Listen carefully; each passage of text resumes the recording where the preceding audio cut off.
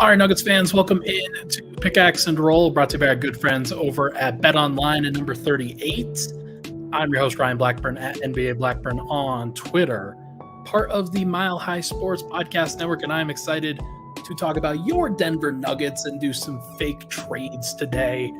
Everybody loves fake trades. Everybody loves the offseason for that reason. It is a time for creativity, a time for vision, a time for just something a little bit extra that, especially for a team like the Nuggets that has been mostly continuity over the course of these last, I'd say, few years, it's interesting to kind of play around with it and to talk about, okay, how can you get better? How can you improve? Especially when, in my opinion, this is the first time that the Nuggets have failed when the entire intention was to win a championship with this group, with this entire group of players. Because last year, 2022-23, they tried to win a championship and they did. 2021-22, Jamal Murray was out, Michael Porter was out. 2021, just Jamal Murray. But it's those reasons, and it's been a while, I think, since the Nuggets can really take ownership of the fact that they didn't get it done. And this is going to be sorry, just read the chat because that's what I should always do. This is the first time in a while that I think the Nuggets can really take ownership of the fact that they failed, that they did not get it done, that they have more work to do, and maybe, just maybe, the roster itself wasn't good enough to make it happen. Now, there are other concerns. There are other things that the Nuggets need to think about, like, is this the right starting lineup to win a championship when it struggled as much as it did in the playoffs? Is the bench good enough if the starting lineup isn't? Are there things that Denver can do to sort of change some things up, to try to help the Nuggets out, to figure out just exactly what they can do? There's a lot of stuff that I think you could point to. I don't think that there should be that many crazy things, but we're going to talk about some of the crazy things, and I'm going to tell you why, exactly why a lot of those things cannot happen or will not happen. So we're a big old glass of water there for everybody. Just wanted to make sure everybody understands what's happening going into this thing. This is not necessarily about the Nuggets are blowing it up. They're trading everybody. This is mostly about operating within the means of keeping the team together. We'll go through it. We'll figure everything out. But first, I got to tell everybody about BetOnline, one of the best places to get it all done and to bet and do some great things, as I forgot to pull up my copy. BetOnline, your number one source for the NBA Finals and the Stanley Cup Finals this season. Every stat, every matchup, and even live odds and spreads while the games are being played. When the game's over, head on over to their online casino, get in on a game of blackjack or poker, or unwind with some slots. Head over to the website today to get in on the action and use promo code BELIEVE for your 50% off welcome bonus on your first deposit. BetOnline, the game starts here. Okay. Let's go over it. The first thing I want to do in the first segment, we'll go over some ground rules initially. Second segment, third segment, we'll actually talk about some trades. The first thing that I wanted to do was talk about the Nuggets' needs and what everybody thinks that the team actually needs to get better in order to win a title. The first thing, and this is entirely due to the vision, this is entirely due to how the playoffs went, is the starting lineup good enough to be the best in the playoffs once again? Last year, 2022-23, they were good enough. And it was entirely justifiable to say, yeah, let's run it back. Let's see if we can do it again. They ran it back, and it didn't work. Did the Nuggets just catch lightning in a bottle in 2022-23? Did they run into a tough matchup in 2023-24 that they won't run into again? I think that it would be an overreaction to say that every team could defend them as well as the Minnesota Timberwolves did. Also, that Denver should be better in a situation against the Minnesota Timberwolves next year.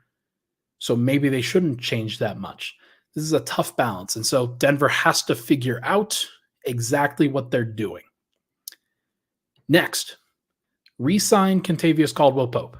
That is the, I think, most important tangible thing that the Nuggets can take care of. As long as he is within the means of Denver and it's not going to cost them $25 million in order to bring him back, then they should try to do so. I expect it to be around 20 to 22. And if that's the case, if that is the price tag, re-sign him, get him back, do everything you can to retain what's good about the team. You cannot let him go for nothing like they did with Bruce Brown. That wasn't their fault. This would be. If they just let KCP walk for nothing, that would be a problem. Third, acquire a backup point guard with some versatility. One of the problems with Reggie Jackson this year, I think he did a decent job, don't get me wrong, but he just has limitations. He's too small. He is not a physical enough defender, and he's not a versatile enough player to where he can be effective in a variety of different ways that somebody like Bruce Brown was. There are a number of players that would fit really well into this role. Some of them they could try to get in free agency. Some of them they could try to get via trade. I'm sure there's somebody that they could try to draft. But the most important thing that they can do in terms of adding to this group is finding that Bruce Brown that does a little bit of everything.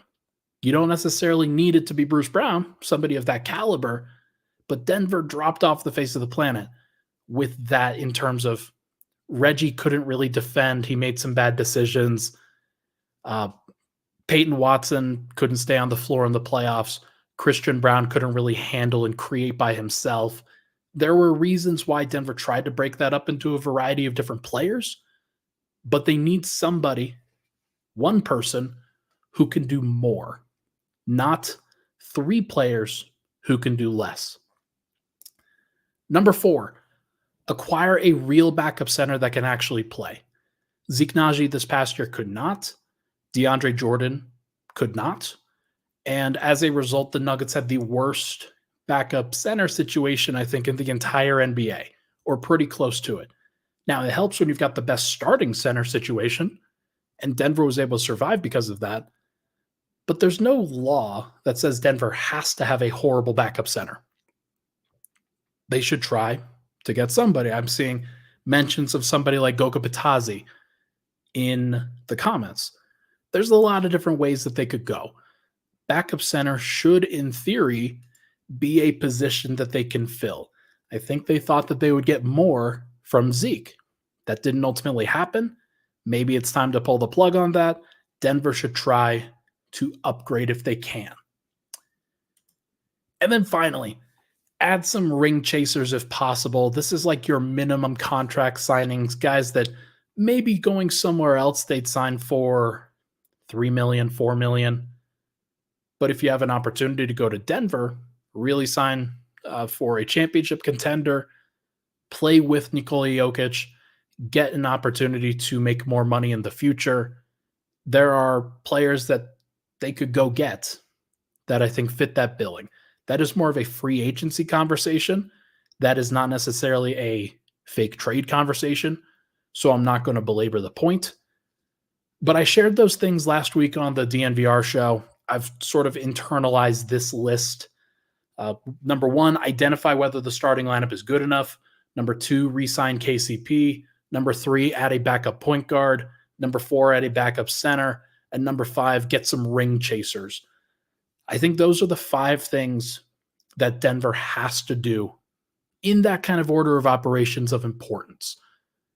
Now, they could surprise me. They could break up that starting group. This list was made with the determination that number 1, is the starting lineup good enough, is a yes, because I think that it is. I really do. I don't want to overreact to what happened. I think that Jamal Murray going forward will be better. I think that Michael Porter Jr. going forward will be better. I think that Aaron Gordon still has some great years left in him.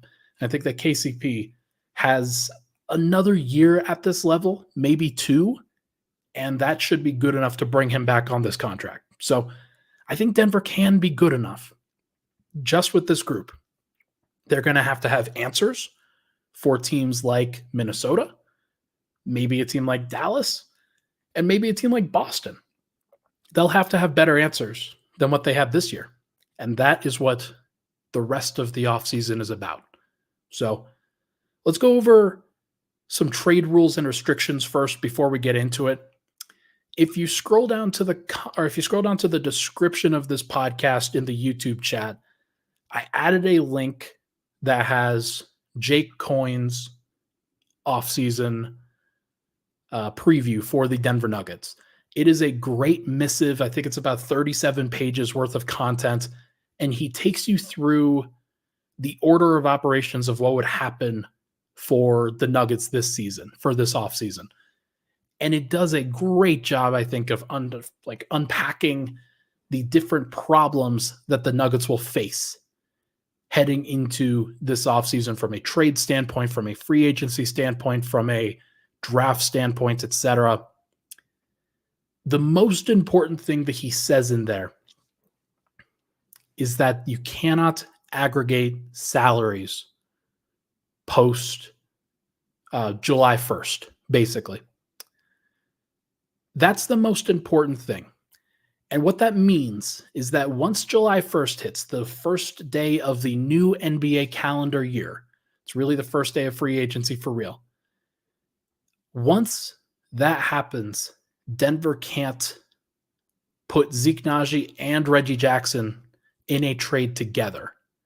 They're not able to do that legally as long as they're in the second apron, which if they do re-sign Kentavious Caldwell-Pope, then they're probably going to be in the second apron. It would take a lot in order for them to get under that. Most likely it would take a salary dump, which I don't think Denver wants to do. Now, they can pair Zeke Nnaji's $8.8 million and Reggie Jackson's $5.2 million, but they can't actually, because if Denver trades Zeke Nnaji in this calendar year, this NBA calendar year, then he still has a poison pill attached to his contract, which is a problem from a trade standpoint. So the Nuggets are in a really tough place with regard to matching salary. You don't want to break up your starting five, and the largest contract that they have in Zeke Nnaji has a poison pill up until July 1st, and then once July 1st hits, then they can't actually, they can only trade him and his $8.8 million. And the issue that you have there is usually there's some flexibility in terms of how much, okay, so one team can send back just a little bit more than the other as long as it's within a certain amount. That's not the case with teams that are above the second apron. They cannot take a single dollar back more than what they have traded out. So Zeke Nnaji has, let's say, $8.8 million, I think is the number. Denver can't add somebody for $9 million.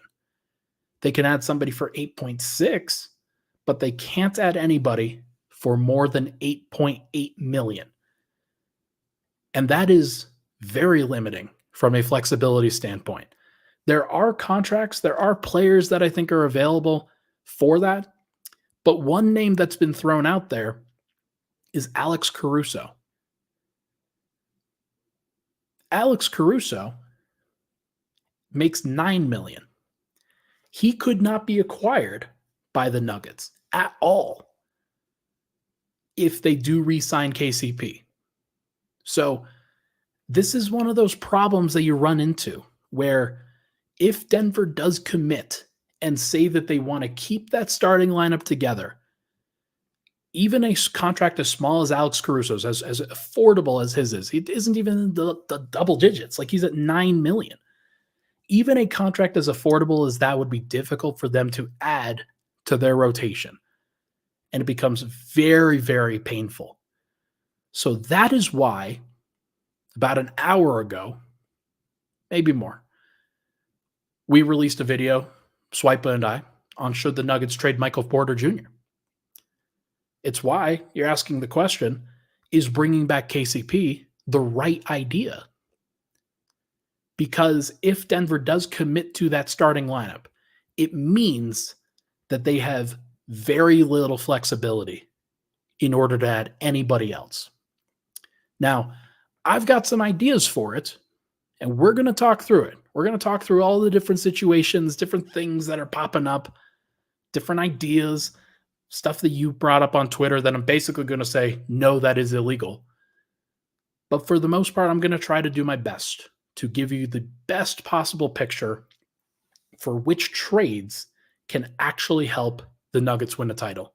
We will do that on the other side when we come back on Pickaxe and Roll. But first, I want to tell everybody about number 38, the home base for the Denver, or for the Nuggets, for the Colorado Avalanche, for the Rockies, for the Broncos, any watch party that you want to do with Mile High Sports, we're doing it number 38. They're doing a great job. They have $15 pitchers, bunch of beers on tap, bunch of food options, an outdoor patio area. I love it there. It is beautiful. Make sure to go check it out in the Rhino area. Number 38. It's an awesome place. Go hang out with a friend. We'll be right back on Pickaxe and Roll.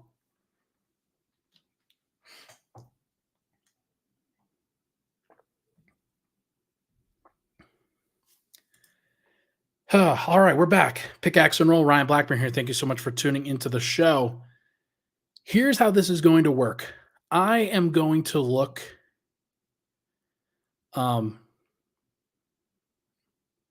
Okay, here's a good example. This commenter says, nonsense. We can sign Caruso when KCP opts out. We are not above the second apron. That is not true. And the reason why it's not true is because of KCP's cap hold. Just because his salary isn't on the books initially when you trade for a player like Caruso, it doesn't mean his salary is gone. Denver's still limited. And KCP's cap hold, if I recall, I think it's about like 23 million, 24 million, somewhere around there. So until they make a deal with him, they're still over the super tax. They cannot trade Zeke Nnaji for Alex Caruso or whatever. It's just not like you can't actually do it. So that's the big issue. And so Bad Corp says KCP needs to leave first before that happens. And that is exactly true. He would need to sign with another team, make it official before the Nuggets did a deal like that. So it's tough. Like really, it's choices between the best possible players that you can get. And the Nuggets are having to make a really, really tough choice. So we're going to see what happens. I'm going to go to, which is the one that I wanted? This one. We're going to go to this view. I'm going to start pulling up different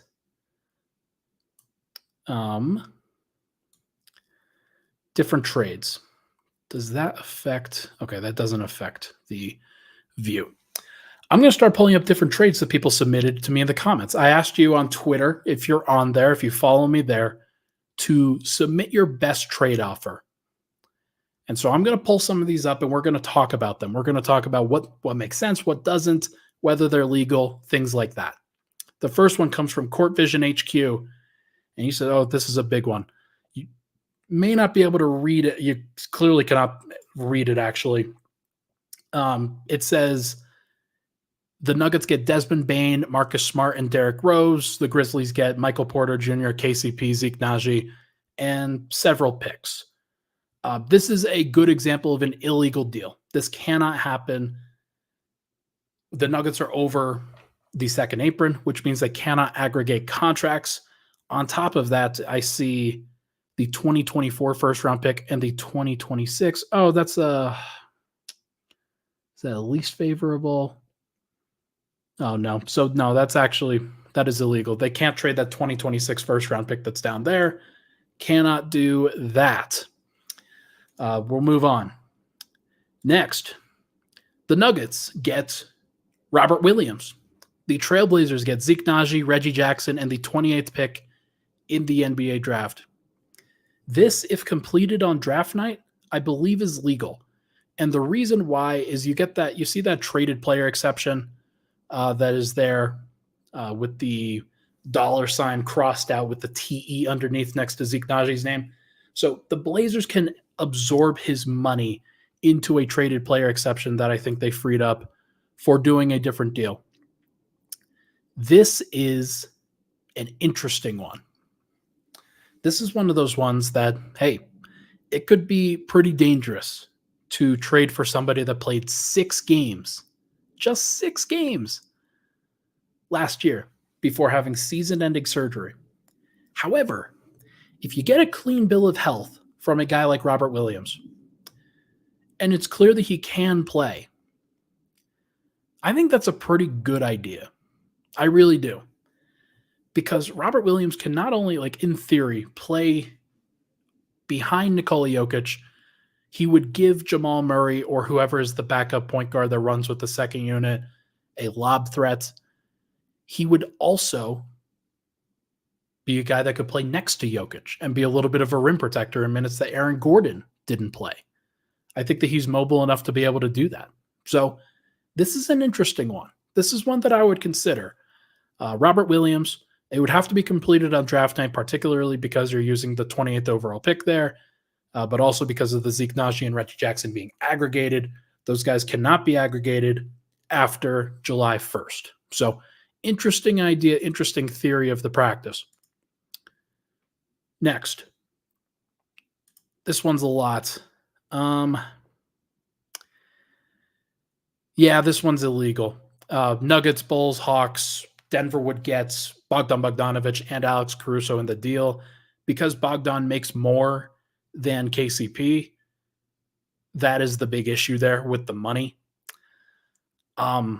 Yeah, Denver can't actually do that. The only way that Denver can add Bogdan Bogdanovic this offseason is if they trade one of Michael Porter Jr. or Aaron Gordon. That's the only way, the only legal way that they could possibly do it. May not be the worst idea in the world, depending on what happens, but can't actually happen. Now, here's an interesting one. This one actually is legal, I think, from an aggregation standpoint, but it breaks up Denver's team. 3-team trade. This one's pretty complicated. KCP gets re-signed for a new deal. Ayo Dosunmu, somebody I've got my eye on. Herbert Jones. Obviously, everybody knows who Herb Jones is from a defensive standpoint. He just won first team all defense. The Bulls get Michael Porter to replace Nikola Vucevic, which doesn't really make sense. Yeah, unless the Bulls can actually get somebody at center that makes sense for them, I don't think that this trade makes sense at all. The Pelicans would get Vucevic, Alex Caruso, and Zeke Nnaji in place of Herbert Jones and Dyson Daniels. That one doesn't really make much sense to me either. I'm not sure if I subscribe to this being a good idea. I don't think that this is a good idea from a 3-team trade standpoint, but who knows? Here's another one. Horrible trade. Nikola Vucevic comes to Denver along with Ayo Dosunmu. Denver sends out Aaron Gordon and Reggie Jackson. Denver in no way, shape, or form should trade Aaron Gordon. There's no reason for them to do that, especially for a deal like this where you're adding a center. Come on, man. That doesn't make any sense at all from Ben. Don't do that. This one's funny. John Neon says, couldn't figure out how to have the Pistons give us cash. And so he instead sends Zeke Nnaji and the 57th overall pick of the draft to the Pistons for nothing, basically cash considerations. Interesting thing about this, Denver can receive cash in a deal, but while they are in the second apron, they can't send out cash. So interesting thing to think about, but this could be a way for them to avoid the second apron entirely. I'm not sure if they want to salary dump Zeke Nnaji. The only way that they could really justify doing this is if Zeke Nnaji, if he was actually let's say this could happen.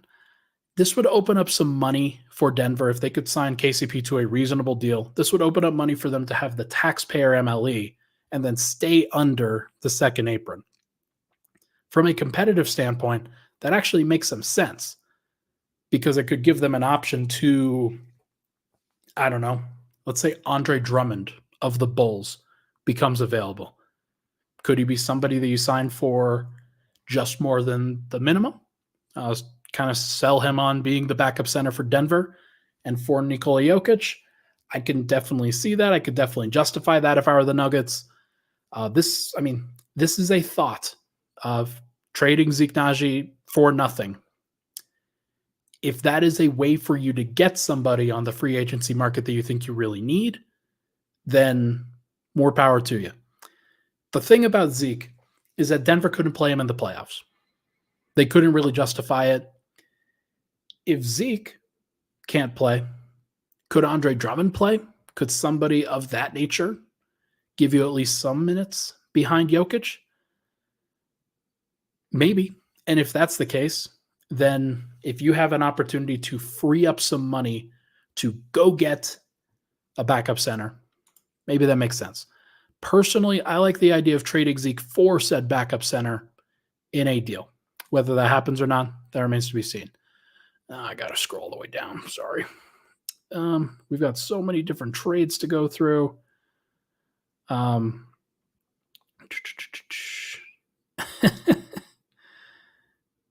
Here's one from Maptime Arcta. He says, Ayo Dosunmu to the Nuggets, Zeke Nnaji, the 28th overall pick, and the 2025 second-round pick to the Bulls. Not going to lie, this is a great deal. If Denver could do this, this is a tremendous deal. Ayo Dosunmu is really good. He is a good defender. He's not their best defender, but he's a good defender, and he's versatile enough on the offensive end to fill a bunch of different roles. If Zeke and a first-round pick, maybe a second round, could get somebody like Dosunmu, that is a great thing. But the Bulls probably would not do that. They would very, very much not do that. And here's why. In each of the last 3 seasons, Dosunmu's played 2,100 minutes, 2,100 minutes, 2,200 minutes. Zeke Nnaji, in his entire NBA career, has played 2,399 in terms of minute count, basically 2,400 minutes. Dosunmu's played 3 times as much, and it's very, very unfortunate that a deal like this couldn't happen because this is exactly the kind of player that would help Denver get a championship. Dosunmu would be that good. Denver, of course, had an opportunity to draft him back in 2021. You don't win them all, that's for sure. You don't make every good decision, but Dosunmu was somebody that they could have added, and they did not, I believe. Here's one from Ben Hester. George Niang for Zeke Nnaji. Maybe. Does Niang help Denver tremendously? Could he play in the playoffs? Yes, he could probably play in the playoffs more than Zeke has so far. Does it make Denver a better team? I'm not sure. Michael Porter Jr. and Reggie Jackson for Anthony Simons and Robert Williams. No. Anthony Simons is a good basketball player, and actually, you know what? He is a good basketball player. He would be very helpful. He would be a really nice kind of CJ McCollum type to add to Denver's team. The problem is, what are you starting? Who are you starting in that situation? It's Jamal Murray, Anthony Simons, KCP. Is it Murray, Simons off the bench? Are we adding a 6th man? Is that what the plan is there? No, it doesn't really fit. I think from a value standpoint, it makes sense, but it doesn't actually make sense from a fit perspective. Simons is good. People don't really fully understand how good he can be, but I'm not sure it's the right thing to do. Another one. Yeah, Michael Porter and Zeke Nnaji for Cam Johnson and Dennis Schroeder. I just don't think that this is worth it. Like you're trading out the first pick as well. Like Cam Johnson is not really a better player than Michael Porter. Like he's just not.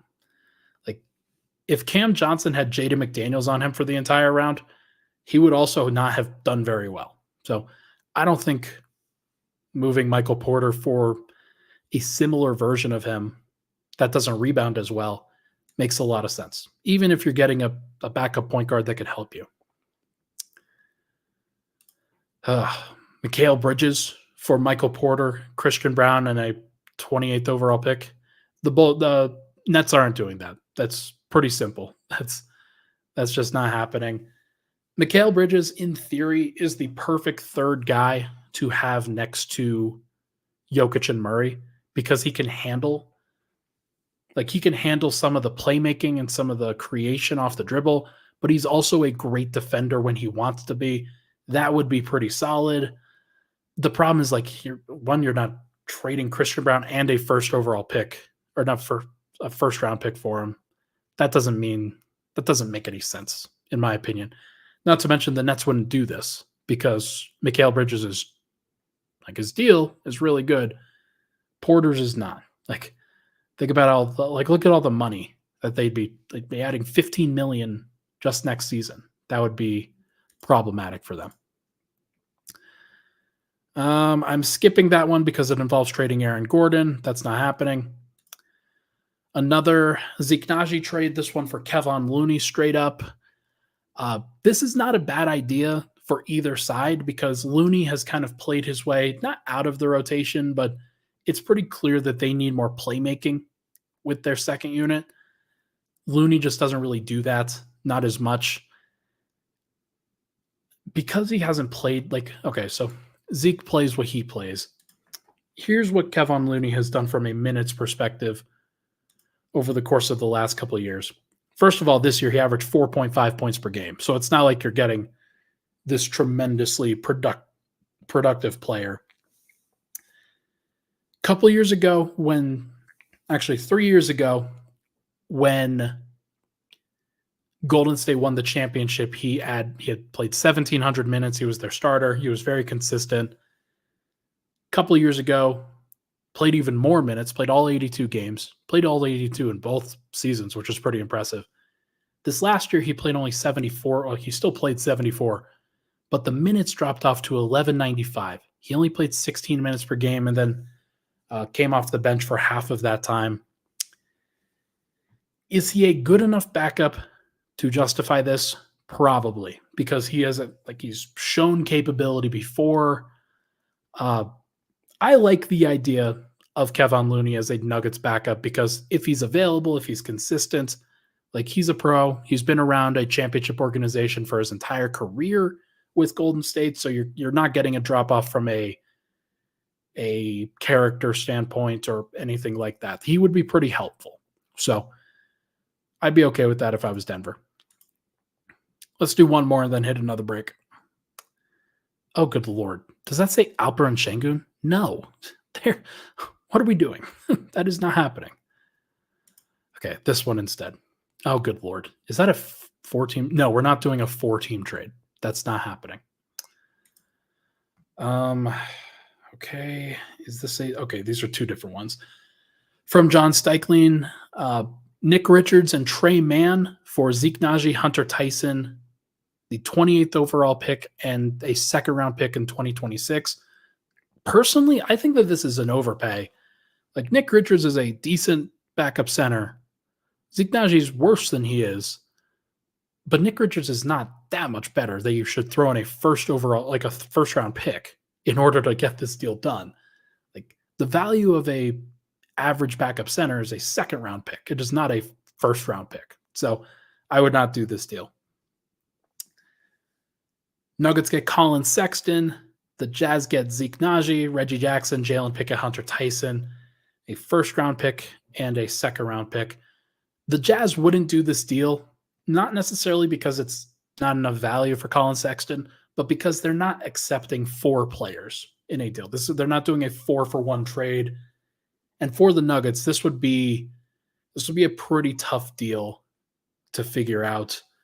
because then you've got to add a whole bunch of minimums, and Denver could do it, to be clear. Colin Sexton, in theory, is a good player to add to a team like the Nuggets because he could replace Murray in a situation where Murray is out, or he could play next to him, or he could play behind him. Unfortunately, Colin Sexton's it says that he's 6'3". He's not 6'3". He's closer to 6'1".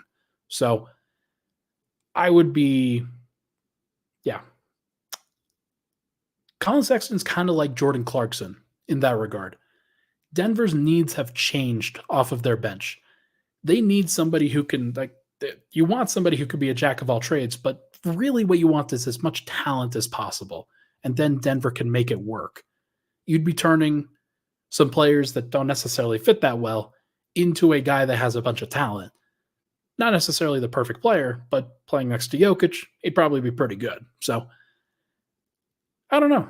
I don't know what the best answer is, but I mean, it's a moot point because I don't think this is happening anyway. Let's take another break. When we come back, we are going to chat about more trades, and then I'm going to share 4 ideas of my own that I think Nuggets fans should take some stock into of where I think they should be at. We'll be right back. But first, this message from Scott the Huff. Hey, what's up? It's the Huff. I love to have fun. So tune into my podcast, The Huff Uncensored. I give unfiltered takes on Denver sports, crazy news from around the world. Plus, you never know which one of my characters is going to swing by. Well, I hope one of them's your mother. Oh, Connery, Mama is always here for you. What in the blue heck is going on here? So subscribe and get ready to laugh to Da Huff Uncensored anywhere you find podcasts. Follow me on social media at Da Huff Podcast. All right, final segment. Thank you so much for tuning into the show. Let's get back into this thing and talk some more deals, and then I'll share some of my own that I think would be better. Not necessarily, but I mean, some of these deals have been good. Here's one. Davion Mitchell for Zeke Nnaji straight up. Do the Kings like this? Do they justify this? Davion Mitchell's kind of been a bust, but I mean, he is still a guard. He's one of the only guards that they have. They've still got Malik Monk to play next to or behind De'Aaron Fox if they can bring him back. If they did bring back Monk, then maybe this could be an opportunity for them to flip Mitchell for a big man that they can trust, but not really trust. I don't know. It's kind of an apples to apples thing. If this happened, would Denver be a better team? Maybe. They'd get some more defensive versatility from their backup unit. That would be good. Actually, that's not true because Zeke Nnaji is actually pretty defensively versatile. They'd get better on-ball defense. That is true. That is certainly true for sure. Yeah, we'll see what happens, but I just don't think that the Kings are going to do that. Here's one that involves trading Michael Porter. Not necessarily my favorite, but if you could you get Michael Porter and Zeke Nnaji plus a first-round pick this year for Jonathan Isaac, Cole Anthony, and Wendell Carter Jr. Independent of Jonathan Isaac's choices, he is a great defensive player. Cole Anthony is the kind of point guard that I'd be looking for in this case to be a spark plug off the bench for Denver. Adding him would mean that you don't necessarily have to play Jamal with the second unit that often. Could Jamal and Cole Anthony play together is a fair question. Wendell Carter Jr., he is their starting center. I don't know where this actually helps the Magic that much. That's the other thing. Would Jonathan Isaac, Cole Anthony, and Wendell Carter Jr. bolster Denver's rotation? Absolutely. They'd be really good. Can you justify that with, would the Magic be okay with Michael Porter as their third star? It's the guy next to Paolo Banchero and Franz Wagner. They're all basically the same size. Who guards twos? Who guards shooting guards? Who guards centers? They probably go small pretty frequently with those three. And then you play two guards next to them, like Jalen Suggs and whoever. I just don't think it's the right fit for the Magic. I don't think that Michael Porter's the right guy for them. So I'm going to say no to that one. The Rockets get Zeke Nnaji. The Nuggets get Jayshawn Tate. Sure, sign me up. If that makes sense, could Jayshawn Tate play in the playoffs and help you in some situations? Sure. So that would be a deal that I think is justifiable. A replacement for Reggie Jackson from Drosko. He says the Nuggets get Vasily Micic and the Hornets get Zeke Nnaji. This is along the lines of a couple of deals that I've seen, and I think it makes sense logically. I think Micic is he's one in theory that Nuggets fans think that they want. Whether he is actually good enough to help out the team remains to be seen. Would he be a good point guard to have on the second unit? Yes. Can he be the only ball handler in a unit like that? Probably not. In which case, then you're playing Micic and Murray together. That doesn't sound like it makes a lot of sense. I don't know if he's good enough defensively in order to be a factor for the Nuggets, so I'm not sure that Micic is the right guy for them to commit to. It would have to be under the right circumstances for them to do so. All right, let's go rapid fire. I'm skipping that one because, good Lord, that doesn't look good. Zeke Nnaji and Jalen Pickett for Bruce Brown. That one's too complicated. Not doing that. Kelly Olynyk for Zeke Nnaji, Reggie Jackson, and a first-round pick. In theory, this is a great deal for Denver. In theory, this makes a lot of sense because Nnaji and Jackson, if they can be aggregated at the draft, that would be fine. This can happen during the draft. It can't necessarily happen after that. Actually,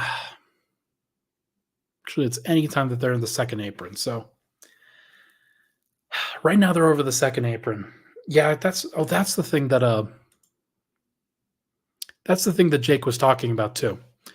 One of the timing issues that Denver has is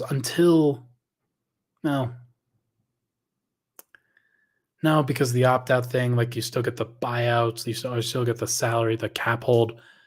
Yeah, that's just, I don't know. Like, this is all very confusing. It's all very frustrating. I'm going to try to have Jake Coyne on, by the way, to get to the bottom of some of these things. That would be, I think, the right call. Zeke Nnaji for Matisse Thybulle, and you swap some picks. I don't think that Denver can do this because they're taking back more salary than they're sending out. Malone, and so you get TJ McConnell for Zeke Nnaji and Hunter Tyson. You're aggregating salaries, so this would have to happen prior to. I don't know if that would be the case. I don't know if that's the right idea. Zeke Nnaji for Josh Giddey. For a lot of reasons, that seems like a problem. Josh Giddey's a pretty good player, but I don't know. We'll see. Colin Sexton and Lauri Markkanen for Michael Porter and Peyton Watson. That's too much. Utah's not going to do that. Zeke Nnaji for Dean Wade. He said a couple of second rounders, and maybe that makes sense. Dean Wade's really good. You could see the +2 wins here for Denver. That's because he's actually a really valuable player and plays a similar position. He's in one of the, he's a pretty solid player.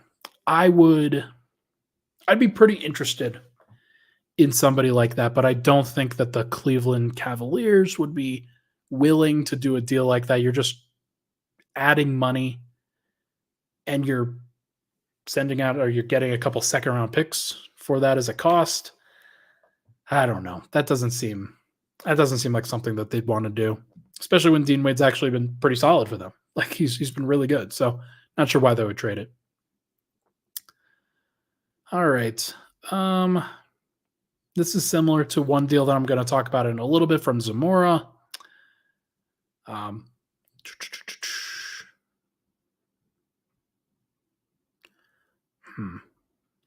Oh, the other thing that I wanted to talk about with this. Let me actually go back to this deal from Zamora. Vasa Micic and Nick Richards go to Denver. Zeke Nnaji, Reggie Jackson, and Julian Strawther go to the Hornets. For what it's worth, I don't think that they'd have to send out Strawther in order to get that done. I think that the Hornets would be perfectly fine to get off of a year of Micic's salary and they get Reggie Jackson back as a solid point guard in his place. They'd be okay with that. And then they buy low on Zeke Nnaji, who is actually younger than Nick Richards. But the thing that is needed to be said here, when we talk about aggregating salaries versus sending out multiple players in a trade, when you're aggregating salaries, it means that you're piecing together, like, let's say it's Zeke Nnaji's $8.8 million plus Reggie Jackson's $5.2 million. That adds up to 14. You can't necessarily do that in the 2024-25 year while you're over the second apron. Like, you can't do that for a $12 million player or a $13 million player. What you can do, though, is what Zamora put here, which is receive back a player that has under Zeke Nnaji's $8.8 million in salary, but you get back multiple players in Micic and Richards. So this is a good logical deal. I don't think you'd even need to add Strother to this. And this is, I think, a good pivot into the deals that I would throw out there for the team. Look, I am not some sort of liaison for fake trades. I'm trying to do this. I'm trying to help Nuggets fans understand what the limitations are. But I do think that it's important for people to understand that most likely none of this will happen. Most likely. Here are 4 of the trades that I came up with that would make sense. One is actually exactly what Zamora just put out there. Denver sends out Zeke Nnaji and Reggie Jackson to Charlotte, and they get back Vasa Micic and Nick Richards for Denver. Like, it's just a straight up deal. And I think that makes sense because Micic he's a good backup point guard, especially in the regular season. Richards is a good backup center in the regular season. The goal that Denver should have for this next year is to keep the minutes down for Jokic and Murray. So try to keep them fresh. And so I think it's a logical thing for them to do that. If they could turn Nnaji and Reggie into players that can help keep the minutes down, then great. Whether that actually happens or not remains to be seen. Micic was sent out by OKC because he didn't really fit for them. And Richards is somebody that I think would be helpful in Denver, but like, he's not the savior. Like, I've seen a lot of people say Nick Richards. It makes sense. That's why I put it out, but he's not a savior. So going to be interesting to see. The next deal, Denver sends Zeke Nnaji, Julian Strother, and the 28th overall pick to Chicago, and they get back Ayo Dosunmu and Torrey Craig. So interesting that we saw some of those deals come through. Both of those deals. Not identical, but pretty close. I don't think that Denver could get back Dosunmu if they just sent out Zeke Nnaji and the 28th overall pick. I think there is at least a small justification that if they sent out Strother, somebody who's young, who is athletic, who can shoot, who can be maybe their heir apparent to Zach LaVine after they trade LaVine, maybe there's a justification there. And then they take a flyer on Zeke Nnaji, who is still a young, like, athletic center. Not athletic, really. Like, he's a young center / power forward who can be a big man in their rotation. One of the things that Chicago has always been lacking over the course of these last couple of years is size. Nnaji would be an option for them. And then Denver gets back Ayo Dosunmu and Torrey Craig. Like I said before, I think that Ayo Dosunmu is the perfect addition. Like, picture perfect for what the Nuggets could add to their second unit. Because I can justify them putting back a starting lineup that includes their same starters. Murray, KCP, Porter, Gordon, Jokic. And then you add Ayo Dosunmu as your sixth man. Let's say you have Christian Brown, Peyton Watson, and let's say you have one other big. I could see that being the playoff rotation. Absolutely. Maybe you need a little bit more shooting than what they have. Maybe instead of Peyton Watson, it has to be somebody else. But I can absolutely justify that. I really can. Next deal, number 3. Zeke Nnaji to Houston, and Jock Landale to Denver, just straight up. They basically signed identical contracts where Landale's at about the same number, $8 million for 4 years. Nnaji's deal is actually de-escalating, so it becomes a little bit more palatable for whoever takes him on. But Landale's a good option for somebody that can kind of recreate Jokic a little bit better than Nnaji can. Like Landale can help as a DHO guy. He can operate that a little bit better. He's more efficient around the rim. He's somebody who can finish a little bit better. And if that's the case, might be a better option for what the Nuggets are looking for rather than building a perfect unit around Jokic. Zeke Nnaji, I think, was justifiably so, was going to play around Jokic a little bit, but he's not going to do that in a backup center role. So you need just a backup center.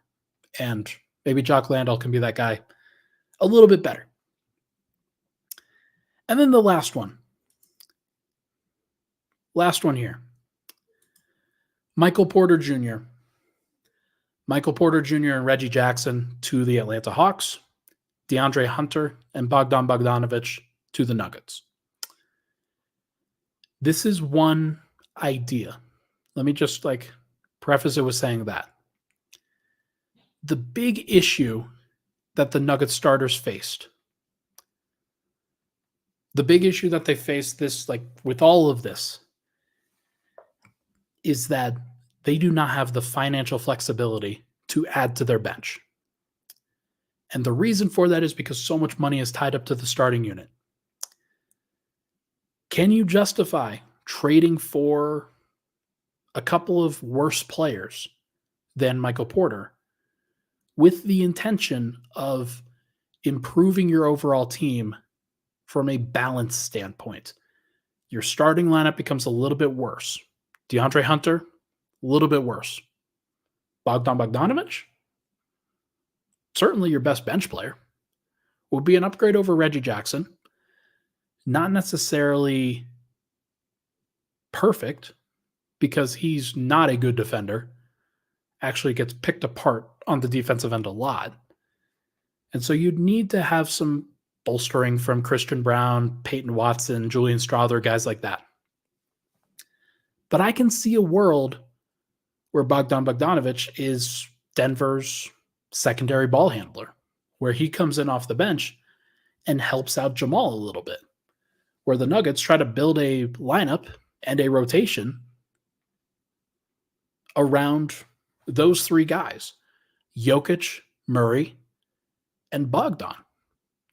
A little bit different because he'd be coming off the bench, but I can see it. I can justify it. Whether it's the right call or not, I don't know. But what I do know is that if it didn't work, let's say Hunter wasn't right. Let's say he wasn't the right guy for what the Nuggets needed. It's easier to move $21 million, especially in this economy, than it is $35 million. And those guys each, with Bogdanovic and Hunter, they each have 3 years on their deals as well. So it's still as much money tied up to them as it is to Michael Porter Jr., but it gives you more flexibility that if the plan doesn't work, then you're not left wondering, what the hell do we do? What the hell do the Nuggets, what can they do? This way, I think there would be a little bit more flexibility. Is that the right call to break up the starting lineup? I don't know. I think Michael Porter's the best player of that bunch. But would Bogdan Bogdanovic fit in Denver? Sure. Would DeAndre Hunter look better in Denver than he would with Atlanta? I think so. Now, Atlanta's given him a lot of wide open shots with Trae. Trae Young's, he does a great job of setting the table for guys like that. So I'm not necessarily going to sit here and say that everything would be perfect. Everything would be hunky-dory, because it might not be. But I do think that there's at least a justification for a deal like this. And that's not great, because you'd like for it, you want to win a championship with your guys, with the players that you draft. Jokic in 2014, Murray in 2016, Porter in 2018. Took them a while, but they figured it out. This way, might not be perfect, but MPJ going to Atlanta, to play with Trey, he'd probably be pretty happy. Probably be okay with it. And then Bogdan Bogdanovic comes to play with his Serbian brother in Denver. That'd be pretty cool too. So we will see what happens. I'm curious to see what actually is gonna happen here. But those are my thoughts. Those are my thoughts on fake trades in general. Going to be very interesting to see what Denver ultimately does, but because I don't think that they're going to break up the starting five. But if they were, it's probably got to come from Mike, not necessarily even from KCP. All right. Cedric actually asked in the comments, how likely would Jordan Clarkson want to be a Nugget, you think, Ryan? Well, he's been in Utah for several years. I can't imagine that he would be super opposed to being in Denver. Very similar places. Clarkson would be like, he'd have free reign on the bench and he'd be able to win. Whether that's what he wants, I don't know. Whether he prefers Salt Lake, who knows? But Jordan Clarkson would be a good fit. He'd be an interesting fit in Denver. Maybe not perfect, but it'd be good. All right. Everybody, that is going to do it for this episode of Pickaxe and Roll, brought to you by our good friends over at Bet Online and number 38. Everybody, thank you so much for tuning into the show. Went a little bit longer than expected, but I'm not surprised. This is a content that's definitely one of those conversations that will continue to happen, and I'm curious to see what your thoughts are. In the comments, hit me up with your best trade. Hit me up with an idea that I didn't get around to. I'm sure that there are plenty that I missed. Let's see if you can beat my ideas. Let's see if they're better than mine. Everybody, thank you so much for tuning into the show. Hit the like button on the way out. We'll talk to you guys very soon.